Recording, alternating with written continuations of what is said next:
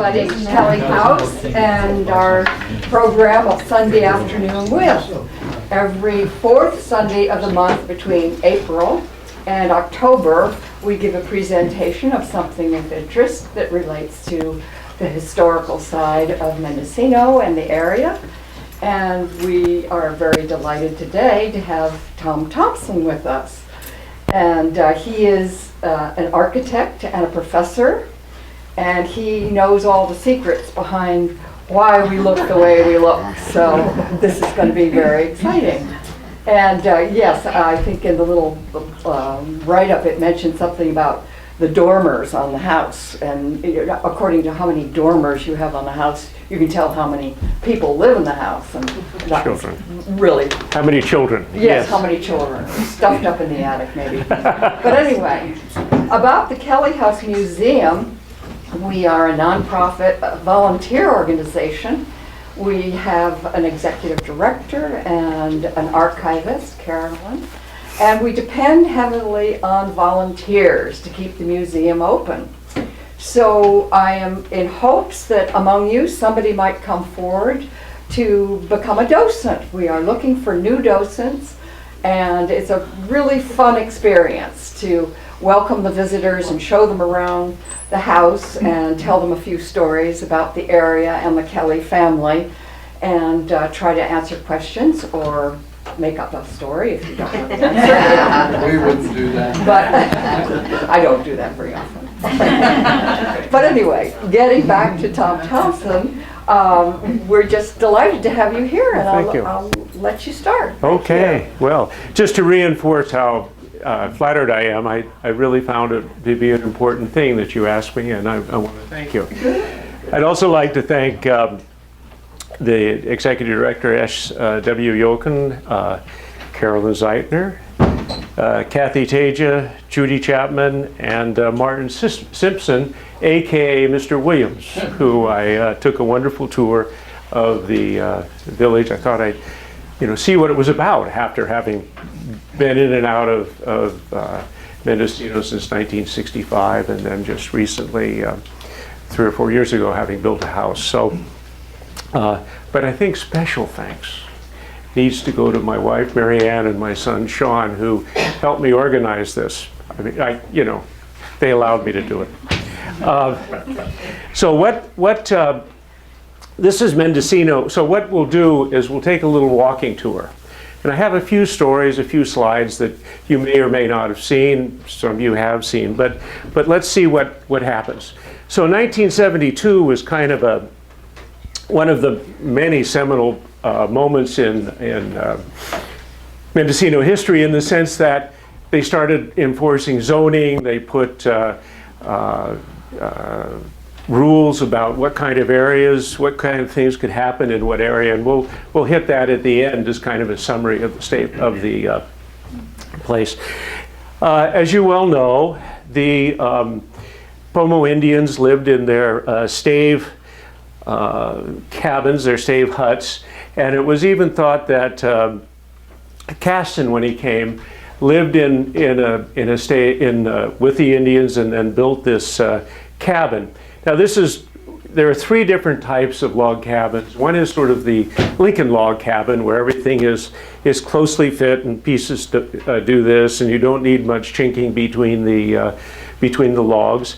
Then there's this, which is not a beautiful example, but there. And then the third kind of log cabin is the post and tear, which is the French Canadian kind of log cabin, where the logs are actually set in the earth.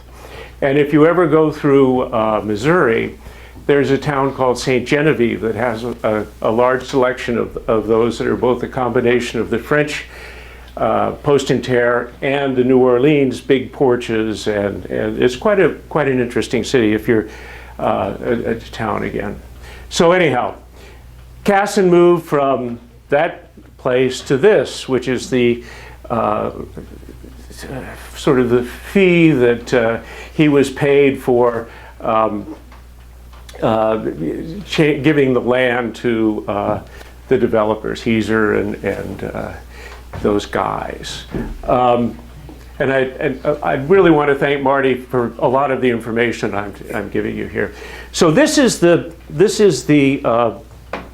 village in 1862, and you can see we'll look at this part of the street as an 1868 picture, but you can see how everything has a pitched roof until you get down to one building over in, oops, yeah, I guess this doesn't show up, but there's a couple of buildings over, the one just behind the water tower has a flat roof, but everything has this pitched roof, and we'll get into that in a moment. So then we come to this map. No, we don't come to this map, we come to this map over here, which is a map of 1868. It's a composite made by Heiser to get straight who owned what, because they were having problems of figuring out who owned what piece of property. And so so the streets are Main, then there's Heiser, there's Ukiah, there's a hint of Albion right in here. There's Albion Place, which is kind of a little courtyard among a bunch of things. And then there's Ukiah, and Ukiah moves along there. This seems to be where Lansing is, but Lansing actually is perpendicular to this, so there must have been some other kind of maneuvering of property lines. Now, what's curious about this map is that there's a Chinese name here. There's another Chinese name somewhere in here, and one of the things that quite interested me is that in reading that wonderful book, The Chinese in Mendocino, it said that there were in the beginning there were about 200 Chinese, and toward the 20s and 30s there were about 500 to 700 Chinese. And in looking at this map, which is a map from the book that Pearlie Maxwell wrote, this area kind of over in here, well, I guess actually in here, became the Chinese sector, and we'll go into that a little bit further. But this map is quite interesting because it shows a racetrack, the lumber yard, a big flagpole, must have been a symbol for this is Mendocino, a bolt rack, the first mill was down here, there's a movable sandbar, and then a ferry crossing, and then a bridge, and this is, I think, the route of Highway 1 now. So we'll, and also during this time, there's a piece of property over here that a Dr. Andrews owned. And Cornelia Andrews was his wife. They had moved here from Gardner, Massachusetts, which is just outside of Salem. They were kind of homesick, but they came here in the 1862 or so. And in 1865, she said, "Our town is getting larger. There have been 3 new stores built since we came, and a blacksmith shop. There's another new store just completing a dwelling house going up 2 or 3 miles up the coast," and so on. But she talks about spending a lot of time in Albion, which is probably one of the reasons why Albion has become a street name. Then later in 1865, she talks about her house. And she said that our house is going on finely, and the present prospect is that we shall be in it soon. There is to be a kitchen, bedroom, buttery, closet, fitting room, and office on the first floor, with shed and stable attached. Also a good chamber or 2 or 3 small ones. So there'll be 3 outhouses. I forgot to say that the pump is in the kitchen. I think it's being very well built for this place. The rooms are boarded all over with matched boards and painted and so on. So and then she talks about, I think also a dozen chairs came with a cane seat for $1.50. The wood seat was $1. We have a homemade table of redwood that's about as hard as any wood about here. They're going to carpet the parlor with a straw carpet and so on. And then she goes on to talk about the size of it, which is 20 by 25. So she's getting all of those rooms in 20 by 20, in 25 by 25.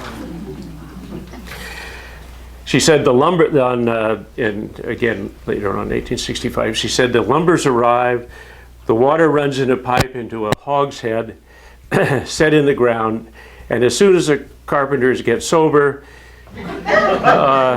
they shall start work. There's been no great news transpired of any importance. So be. And then she talks about the furniture, a wet sink with a pump, a bedroom, and so on. And she actually references the inside to her mother's house, her house in Salem, and her mother's house. Now this information is, I have the references, and it all comes from the Kelly House magazines.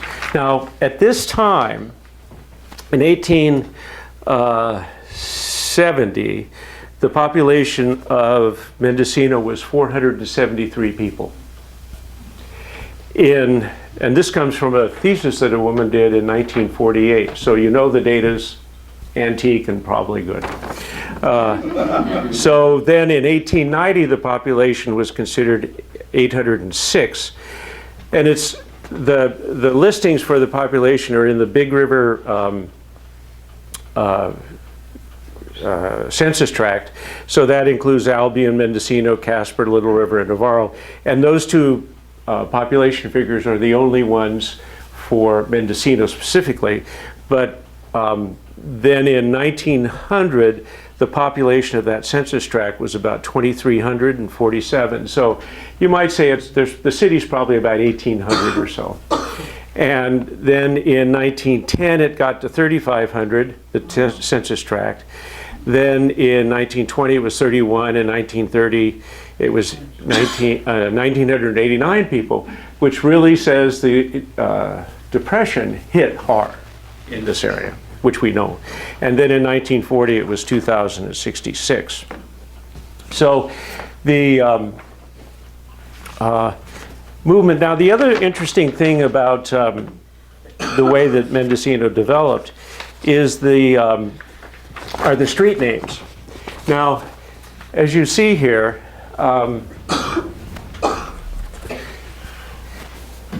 this is the original.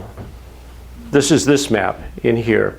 This is more or less where Caston's original cabin was. But you can see here's the Catholic cemetery, here's the Catholic church, the athletic fields where the high school is, the Evergreen Cemetery, and then this is Portuguese Flats, and it's undeveloped. This was Heeser's dairy farm back in here. And so then Furytown is up in here, which I've been told had a reputation for being filled with people from Finland. And they were, I guess, a rather noisy group. They apparently, according to Katie, they loved to get together, sing, dance, do all this sort of thing, and that was the area that they did it in. And so they had a great time. Now, the other thing that's interesting to me is the source of the names of the streets. For instance, Cato, there's some literature that says it's an aberration of Catholic, but it turns out it isn't. That the Cato was a little village up by Laytonville, had a general store, a stable, and a couple of other small buildings. But it's also the name of an Indian tribe. The Cato Indians, a very, very big time tribe. It also turns out that I couldn't find much on Covelo, except that that's where the Indians from Fort Bragg were moved to their reservation or rancheria. Then Calpella is another Indian name, and it was named after Kalpela, who was a chief of the Northern Pomos. So we get that, and then Ukiah is also the, it's not named after Native Americans, but it's named after the Ukiah Grant, which was the Spanish land grant given to that area in the 1840s or 50s, whatever it might have been. And also, the Native Americans from the Noyo River were apparently moved there. I'm not sure about that, but I got this out of American Archaeology and Ethnicity from by A.I. Kroeber, who was a big-time guy around then. So then we move on, and so we move on to this, which is the picture that matches this thing. This is 1868, and again you notice these, and this is that building with the shed on it. Now I was told that this is a coffee house / bar, and typically, as was the case with Dick's, that's downtown, apparently the store owners lived above or behind the buildings. So this would have been a restaurant. This looks suspiciously like another bar. And then this flat roof building that we talked about before and on down Main Street. Now the Andrews house would have been down toward the end of Main Street. So what goes on here is we want to browse. The next one would be Bankers Row, where you can see the four houses, excluding Blair House. Now so Blair House was built in 1888. So one of the interesting things about Blair House, and I don't know about the other mansions along there, this will come up in a minute, but Blair House was heated originally by coal. And so the rooms are, the plan is a long corridor, and then these contained rooms, these closed off rooms. The parlor and the receiving room have a big double door, so coal was the source of heat, and coal shaped the building, which is kind of an interesting phenomenon. So the question was, where did the coal come from? Was it brought in by ship? Was it brought in by car? By wagon and so on? Who knows? Well, that's one question and as I did this, I found all kinds of questions like that. What happens? So then on Bankers Row, there's also the Preston House, where,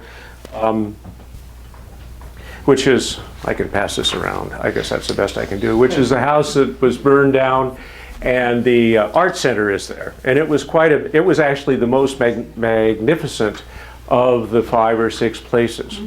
Now the other thing about the Blair House is apparently J.B. Johnson, who was a developer, a builder, designed these buildings, as well as an undertaker and a casket maker. So the tradition of people in Mendocino having 2 jobs kind of continues. I mean, our contractor is a singer and a contractor.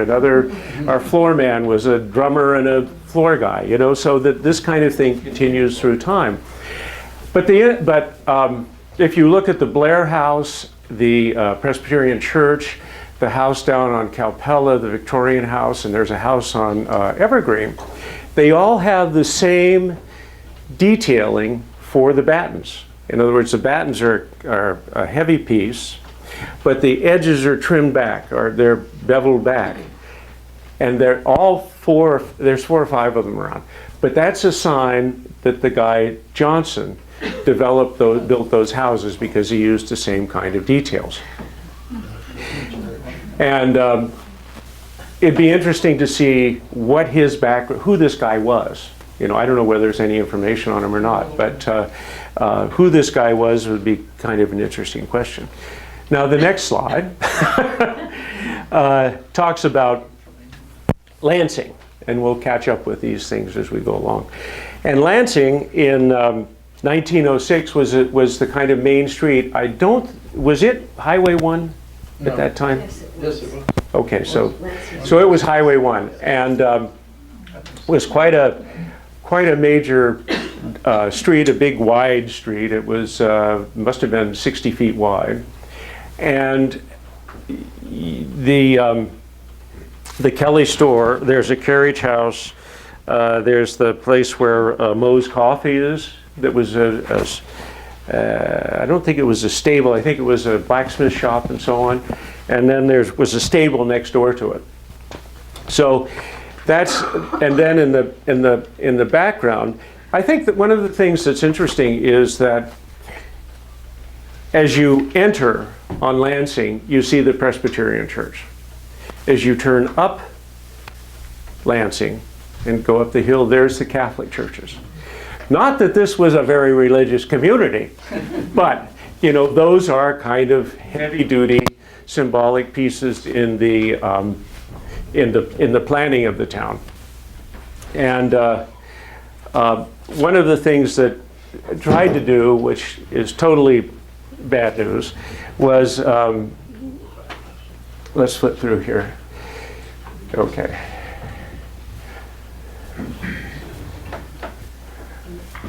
Okay, there's Casson, we've been there.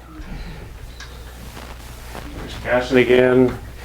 There's Main Street, there's our map. Woo! Nice. There's Main Street again. Okay, now this is the one that shows the three major houses with the seminary in the background. And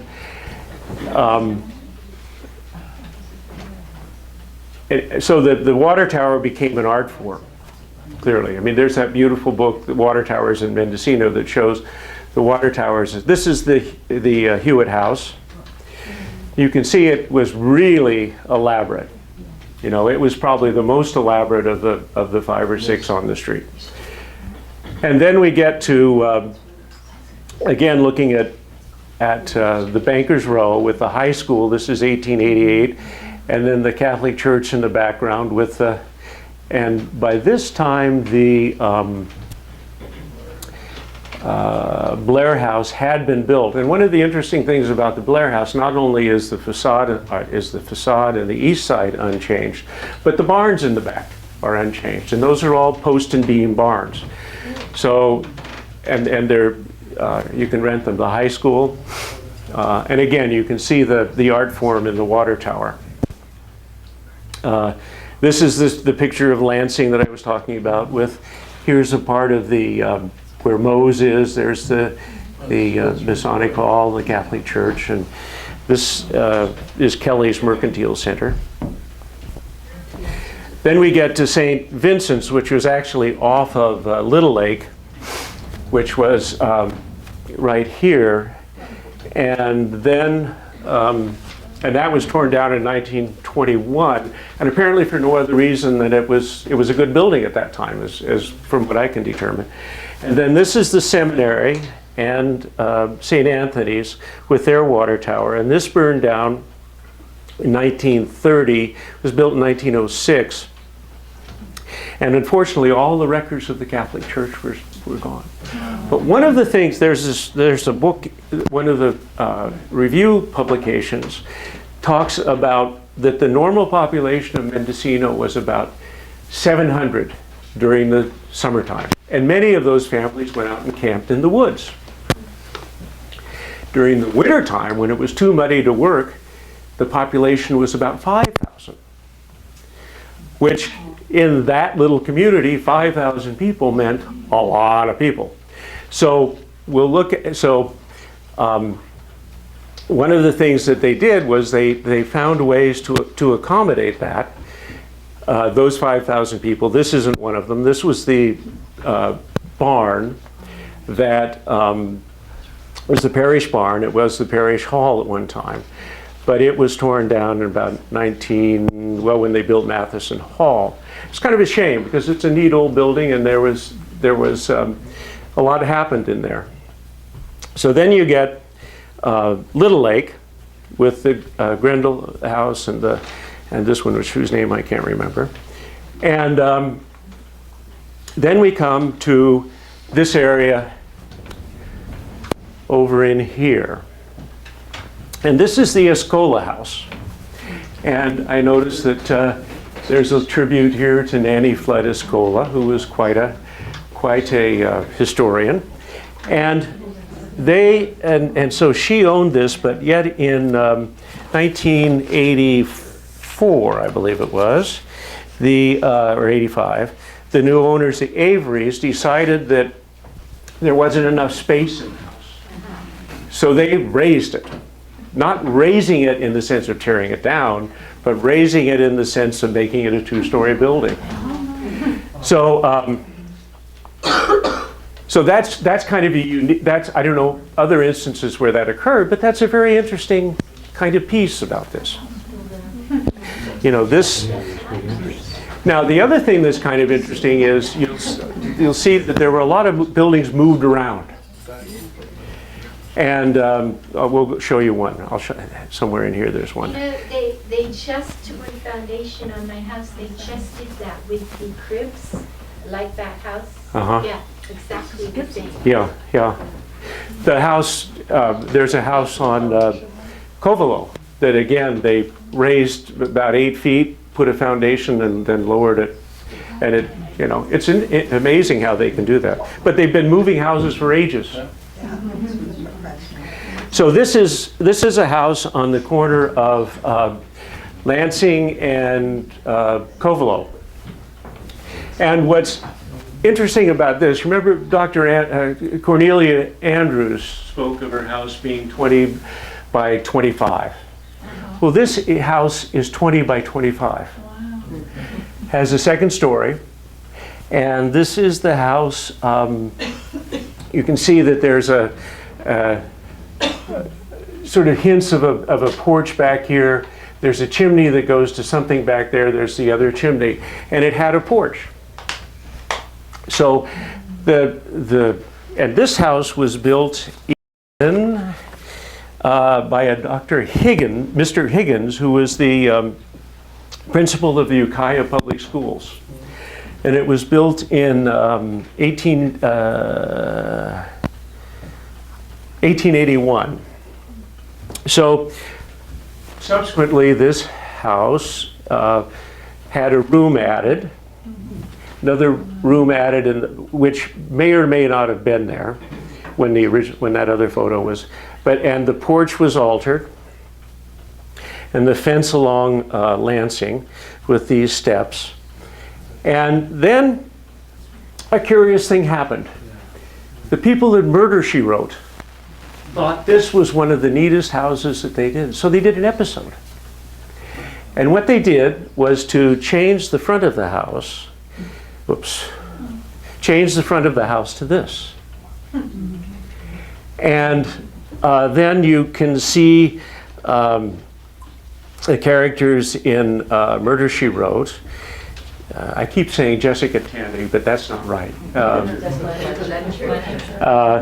There's Sally Howell, who lived in the house at the time, and Margot Farrar and another woman are standing here, and they're taking a body out of the house.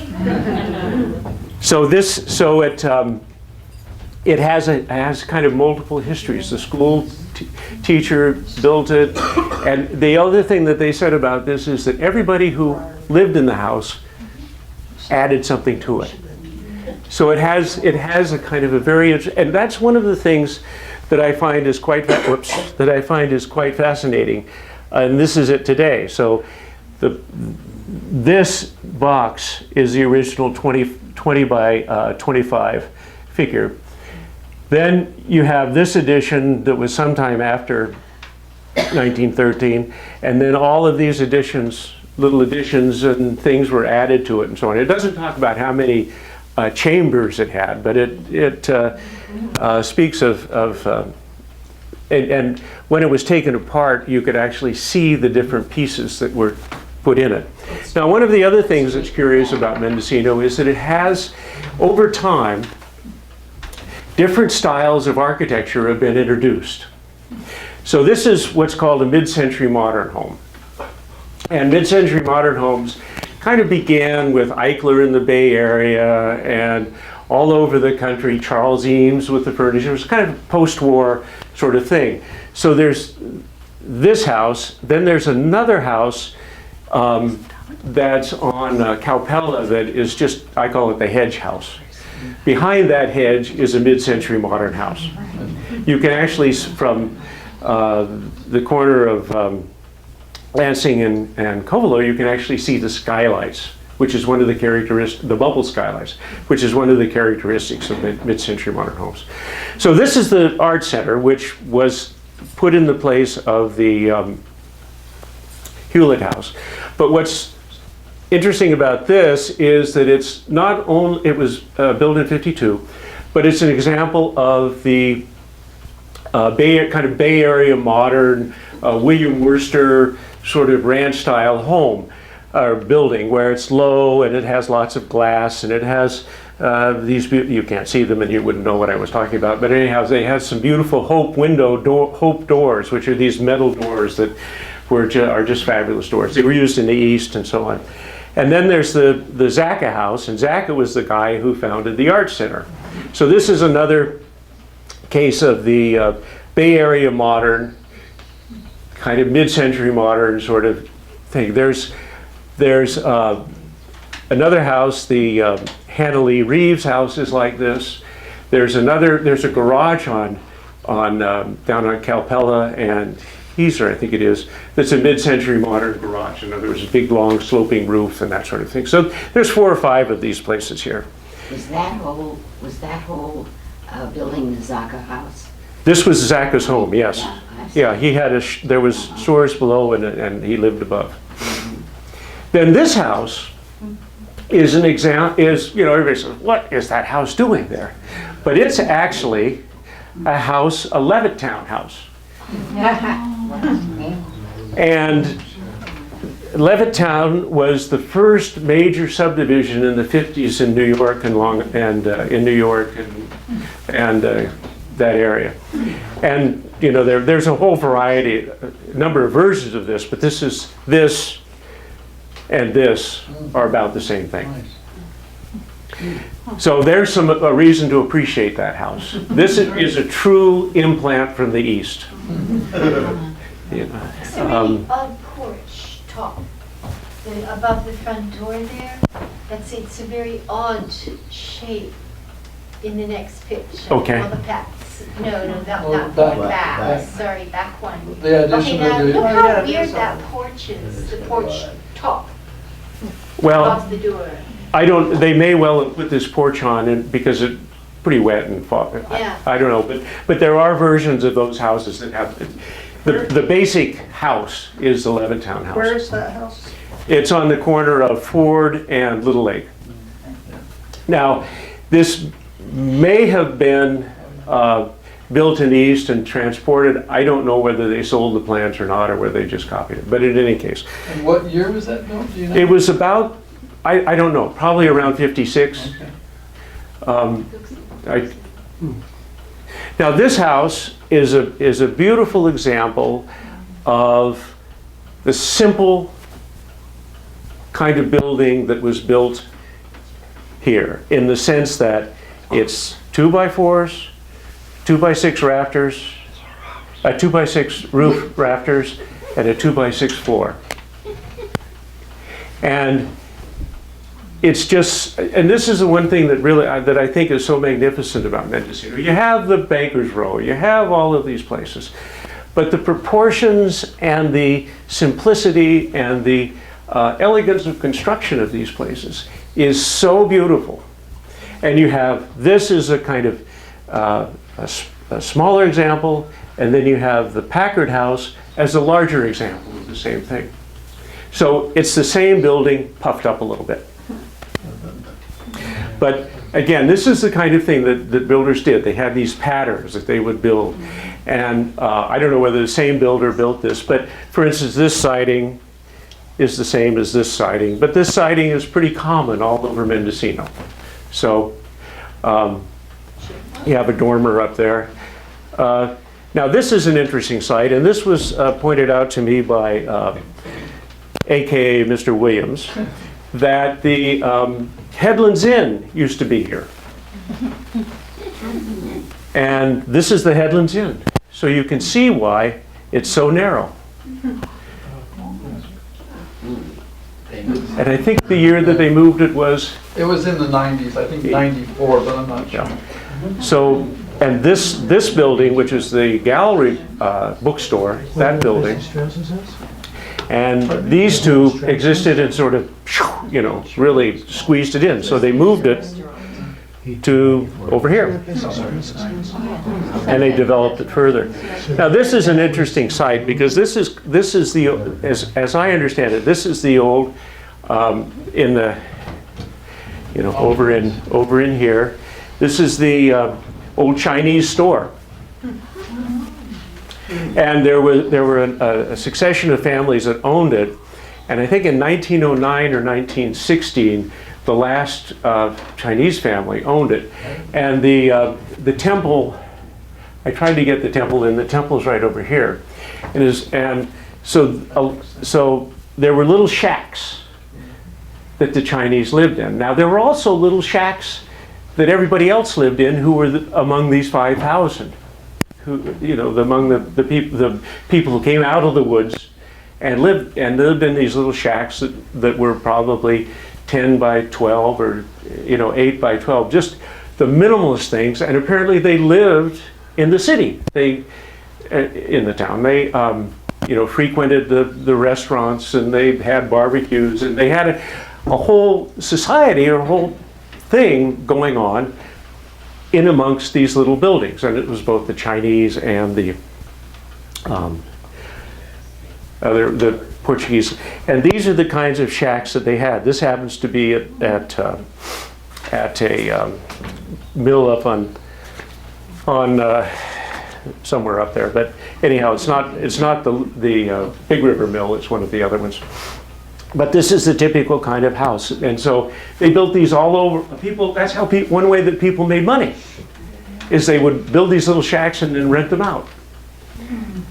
Which is also one of the sort of really fascinating things if you look at the history of Mendocino, that you had all of these people coming into San Francisco, the Portuguese, the Irish, the Italians, the Chinese, and they try the gold fields, or the gold fields aren't so good anymore. And so they come, one of the places they come are to the lumber yard fields. And there are innumerable stories here of people working like crazy, getting money, buying property, buying ranches, and, you know, going from there, just through hard work and tough grits.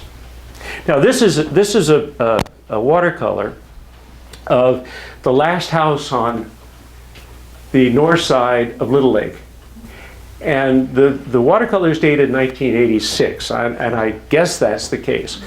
But so many places up until the 70s and so on, from the 1930s to the 70s, when Mendocino was essentially deserted.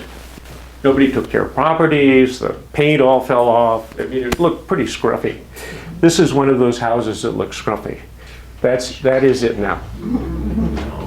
You know, a real come from behind kind of story. Now, this is an interesting, I find this street, this is Calpella, looking up to Heiser. And this house is an interesting one. There's also an interesting one here. This has some fun to it, and the Ray Rice house is up there. Now, this is the Ray Rice house. Now, there's some, the write-up in here in the archives says that these are Chinese shacks. Mr. He, who was, says here, Rices were told by George He, an old-time resident, that the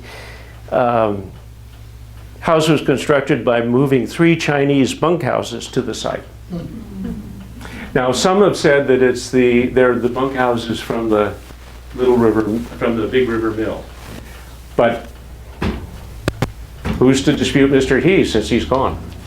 You know. So anyhow, so that's one thing. Now, This is another house. This is the Salvador Silva house.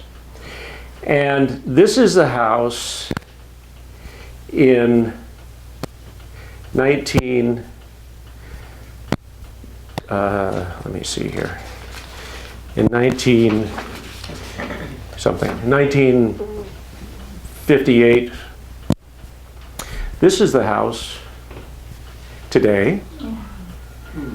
And whoops, there's a slide missing in there.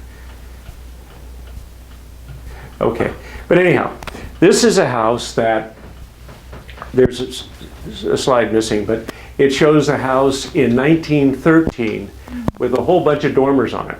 And this is where the Silvas, for every child that was born, they put a dormer on.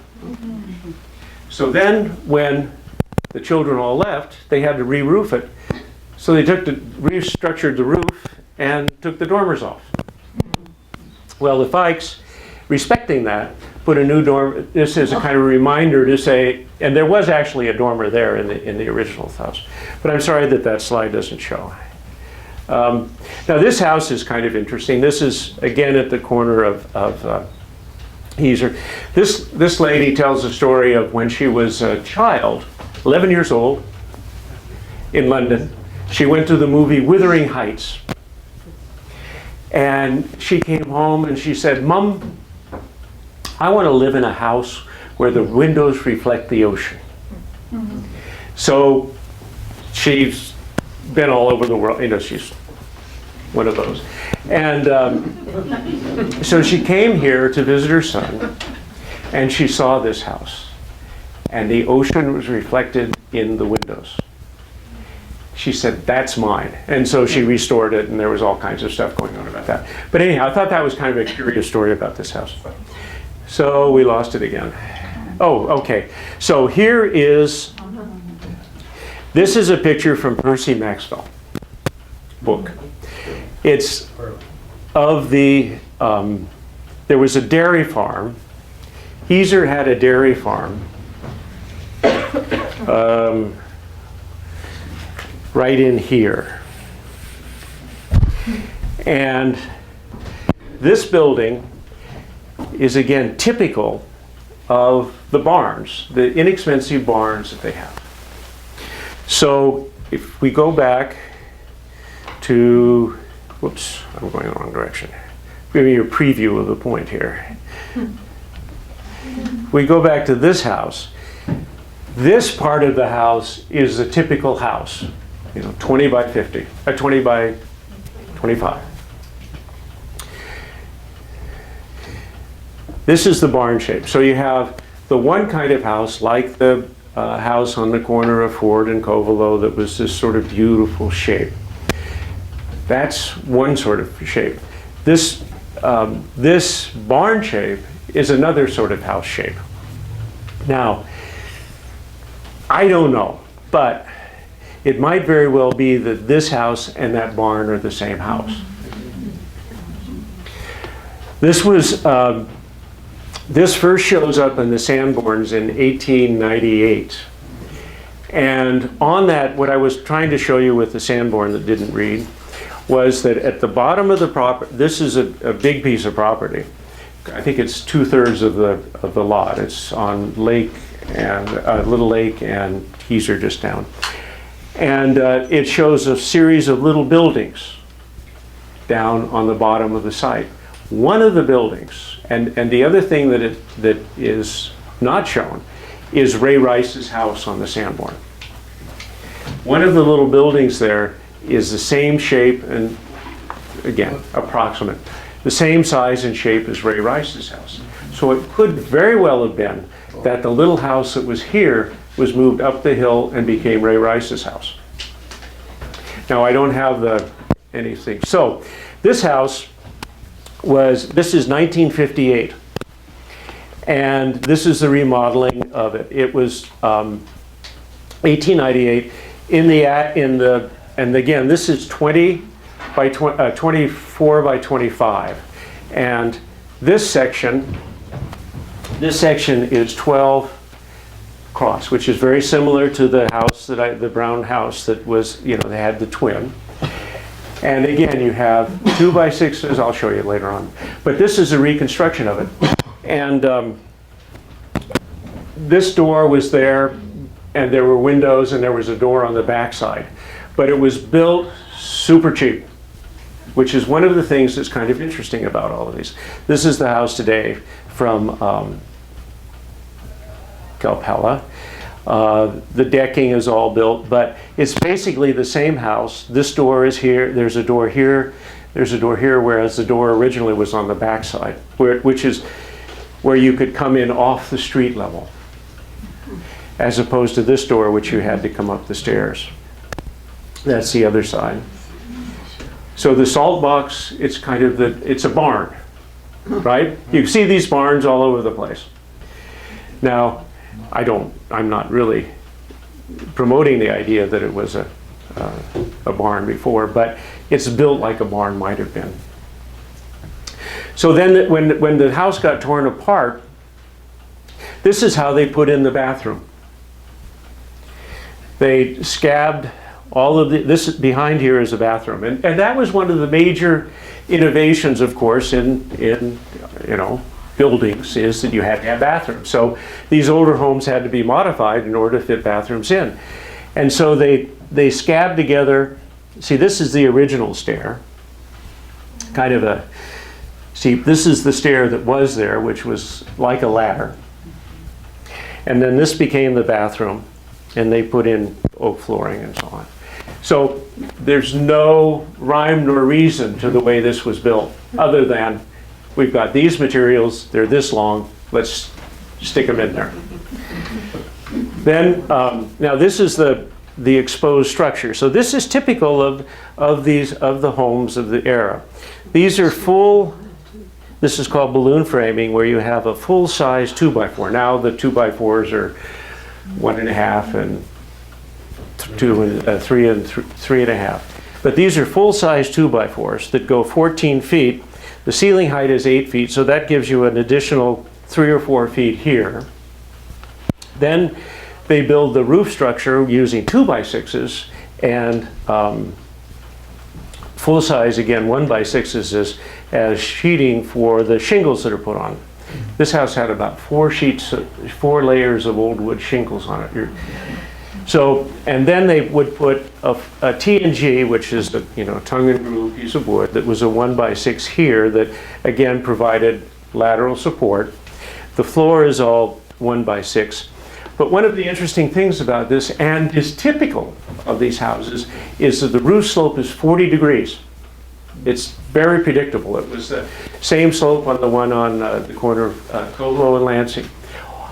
I think that why they had 40 degrees is it was a lot easier to put the roofing on. If it was 45, you'd slide off pretty easily. That 5 degrees may not make a big difference in our view, but when you're putting on shingles and trying to keep your tools next to you, that may be. There's also examples of roofs in town, I don't know which house it is or which building it is, where there's a ladder that goes up the roof. Yeah. And there's also a picture of a ladder in here. So then the other curious thing about this is after been rebuilt, but the flooring is a 1x6 T&G. These are 4x4s. So usually now you would use a 2x12 or 2x8, 2x10, depending on the span. But these are 2x8s. These are 2x12s, full length 2x12s. This 4x4. These posts were put in probably in the 20s, little concrete bases. Originally, typically in these old places, that would have been a slice off of a redwood log. So they would set that piece on the ground and then build on top of it. Now, the Gallery Bookstore, they talked about when they rebuilt that building, the structure, the posts and such, they were set on whiskey barrels filled with concrete. Talk about saving money, huh? Or enjoying your work and using the enjoyment. So that's my little tour of Mendocino. And I would really like to thank the the authors of these various books, since I don't want to be accused of plagiarism. Here's Percy Maxwell's, Pearlie Maxwell's book, How Mendocino Evolved, a wonderful document by some fellow named Chuck Bush. And then the Mendocino Historical Review has the letters from, this has some of the stuff about the Catholic Church and all that kind of stuff, all of the development of that. And this is the one that has the map of Mendocino from the 1868, and some of the letters from Cornelia. Then there's the Chinese in Mendocino, which is a very nice book, a wonderful book. And then this is quite a beautiful book. It has some watercolors. It was done in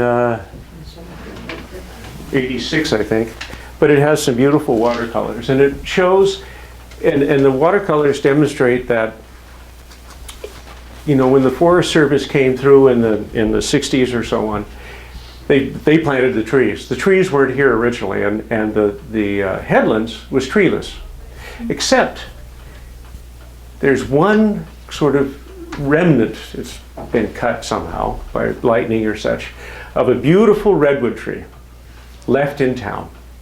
And I'll leave it up to you to find where that tree is. So now at where we are today is, this is that 1868 map. This is the outline of this map, the yellow. And then this is the Zone A Historic District. And so we have, from 72, we have all of these different uses of property. And one of the things about 1972, and that whole, Mendocino was essentially discovered, the people who owned this house,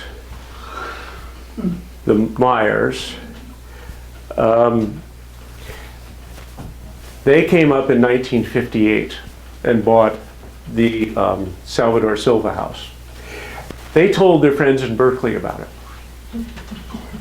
And about 6 couples came up. Hanley Myers, the Walkers, a number of other people came up and bought property and became part of the community. Now, Jim Myers was a big part of the community, and he was an accountant, had a place had an office on Main Street. I don't remember exactly the building, but it might have been the Gallery Bookstore. And the Reeves, of course, have been here quite a long time.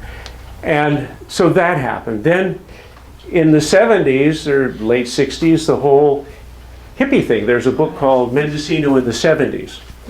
And you know, it's wonderful because you look at the pictures in that book and you say, oh, there's my structural engineer, you know, there's an architect, there's a singer, you know, people who enjoyed the counterculture but yet wove themselves back in to the world that they had to live in. And I think that's the magnificent part about this town, is that there's a real magic to it. And I was thinking last night that, you know, the original idea was to call it Megsville, which is in honor of the guy who sort of found it and all this sort of thing. But how would the song that the McGarrigle sisters sang, Megsville, Megsville, Megsville, instead of that sort of rhythmic Mendocino? Well, yes, sir. My name is Charles Meggs Bush. Henry Meggs was my relative. He was in San Francisco when he sent a lumber mill and 40 guys up here, so they called it Meggsville. But a few years later, he left San Francisco owing $800,000. Well, I don't think we want to call it.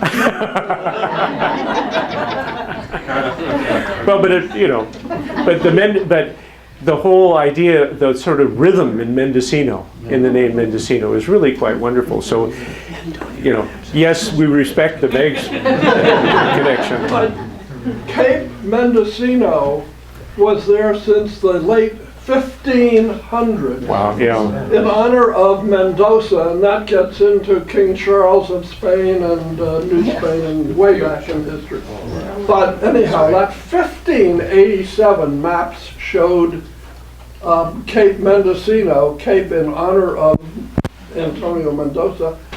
So when Meigsville, all of a sudden, hey, no, we're not going to call it that. That the only thing north of San Francisco that had been there for hundreds of years was Cape Mendocino, and we just became Mendocino. Fantastic, yeah. Yeah. So it wasn't the McGarrell Sisters song that caused that.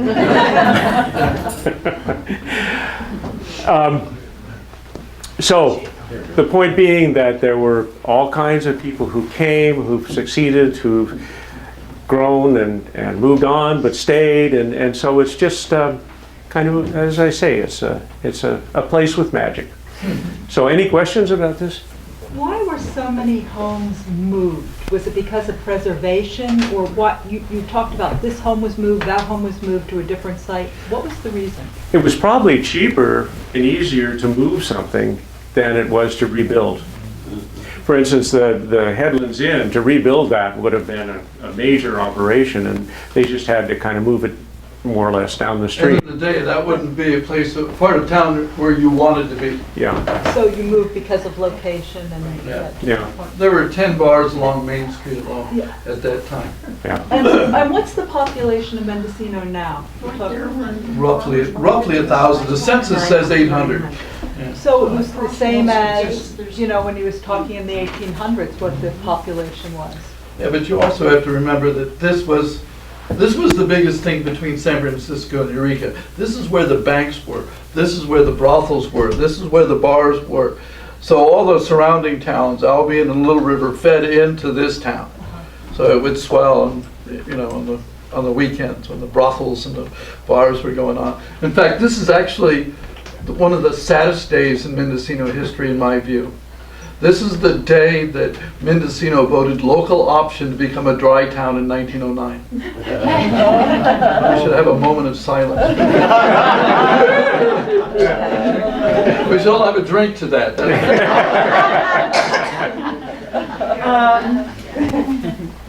Most of you know that Carl Watkins was here in 1863, and he took a picture from down on the bluff looking up what is now Lansing Street. And there was a little church there. The first church built by J.B. Ford, and William Kelly was the builder of this building. And it was long before Masonic Temple? Yeah, Masonic Temple. And when they built the big church in 1867-68, it became part of the schoolhouse. And there'd been a schoolhouse right next to it, because we have pictures of that. And they moved the schoolhouse, is my understanding, together with the church building. They took the front section off that held the tower with the bell, and they put that steeple on top of the building. And there's a picture showing Masonic Hall from behind with this building with this steeple, and I couldn't figure out, what was going on. And I'm convinced that the little jewelry store and maybe the one next to it was the original church. Because when the barber shop moved out and they redid, worked on, the building, they had to redo the floor, and they took everything up, and it was dirt underneath. It had not been touched, in all that time, probably. Fantastic. And was lovely about it, I haven't been in it in a long time, but she kept the architectural structure showing. She didn't cover it up with plaster. But Oh, nice, yeah. the pictures, if you look at the sequence of pictures, you can, you get that feeling. So they put a second floor on it, they put all kinds of, I don't know what the term is when they put a false Yeah, Western facade on the front, yeah. And this goes to your evolution of houses and buildings. Is that building as the first church, as you were saying? J.D. Johnson, man, you were talking about, got the contract in 1898 to turn that into apartments. And he actually left the scaffolding up for 15 years, or 17 years. You know why? Don't have to pay the property tax until the remodel's done.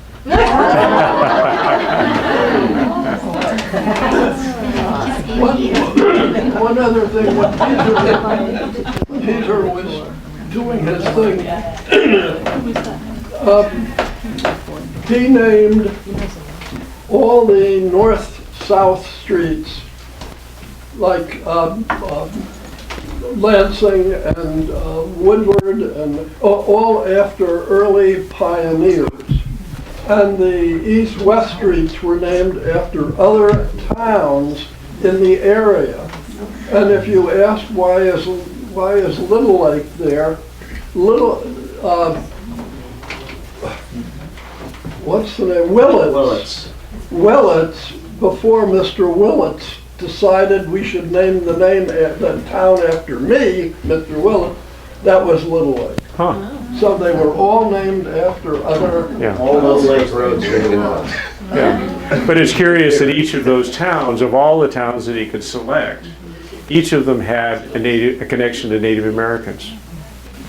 You know, I think that's one of the, because they were really dependent on they hadn't taken, well, I guess they had taken, or the Native Americans had used this land pretty extensively at the time. The Presbyterian Church was originally built right on the ground. They leveled the ground and laid the main 12 by 12 redwood beams out on the ground. They built the church up from that. It wasn't jacked up and put on a foundation until 1968. Or 1968, my gosh. Or thereabouts. Yeah. But it survived the earthquake. It survived the earthquake because it skated on the ground. A sled of sorts, yeah. Well, one of the interesting things in this house is that in the ceiling, Manuel Silva carved April 1906 in the ceiling, and then he carved May 1906, or no, June 1906. And in May is when the 06 earthquake happened, so it kind of gives a date. Well, One last thing. When Meggs was in San Francisco and hired the 40 guys to come up and build the lumber mill here, those guys were all from New England. And a lot of them became builders afterwards. And guess what kind of houses New England guys built? They want the snow to slide down. yeah. And that's why we have and it's much cheaper for Hollywood to come to Mendocino to do an Eastern movie than it is. So what Meggs did really is making all kinds of help for Mendocino in this day and age. Yeah, Meggs also developed Fisherman's Wharf in San Francisco, the whole wharf district in San Francisco. One of the wharves was called Meggs Wharf, and there's a picture of that wharf in one of the history books in San Francisco that's really quite interesting. So there's the town is connected. There's one other thing, if you go and look at the map that's in the parlor over here, it shows Mendocino as Meigsville, written on it. And That's a very early map, yeah. Very, very early map. Well, I think that wraps it up. Thank you Yes. so very much.